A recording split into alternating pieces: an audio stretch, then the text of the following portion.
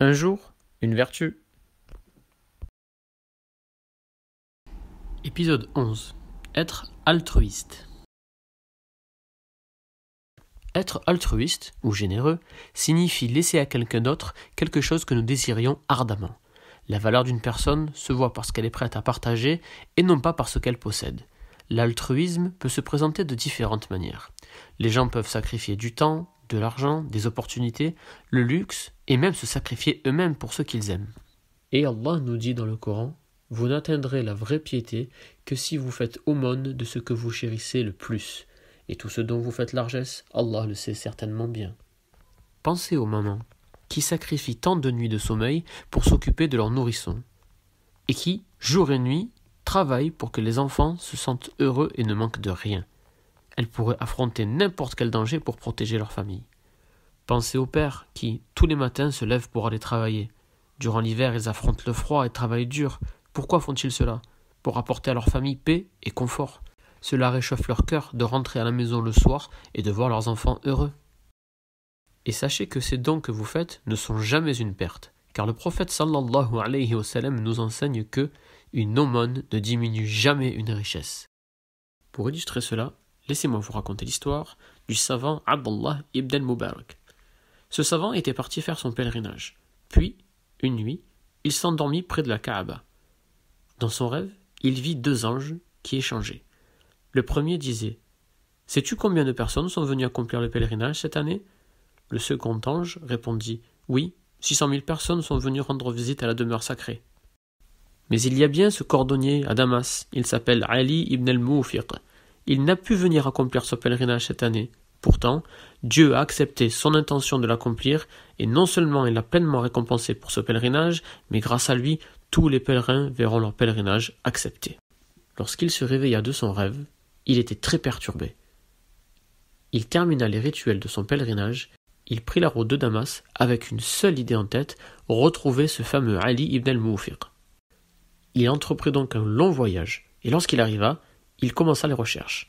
Puis, il arriva devant l'enseigne de Ali. Il frappa à la porte et s'adressa à lui avec respect. Puis, il lui demanda son nom.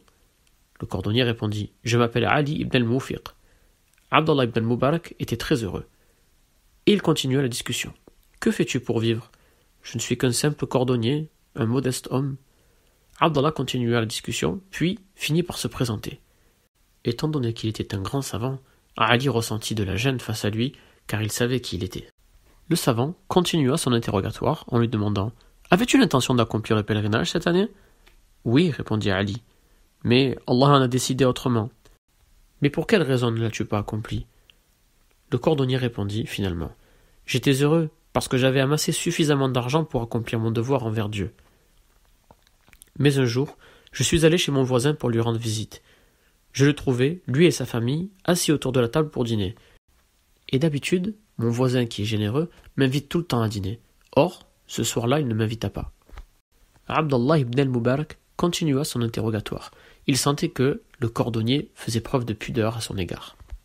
Et au bout d'un moment, il m'avoua: « Je suis sincèrement désolé, mon cher ami, mais je ne peux pas t'inviter pour dîner ce soir.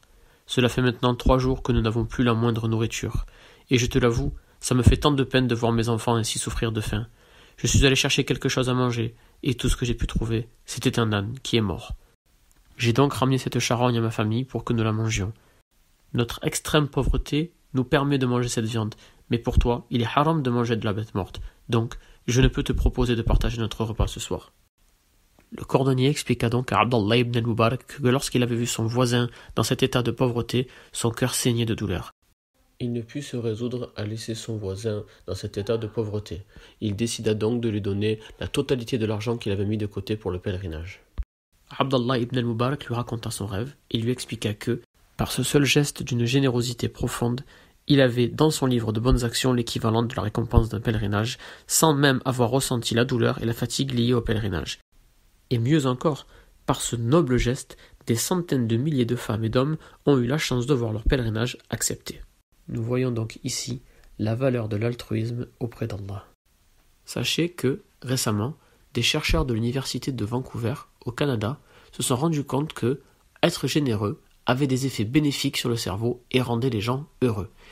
Imagerie cérébrale à l'appui, ils se sont rendus compte que le système de récompense de cerveau était activé lorsque la personne était généreuse. Et au plus nous sommes généreux, au plus nous sommes heureux. Subhanallah. Mais cela ne s'arrête pas là. Être généreux améliore aussi le système immunitaire. C'est-à-dire que lorsque nous sommes généreux, nous sommes moins malades.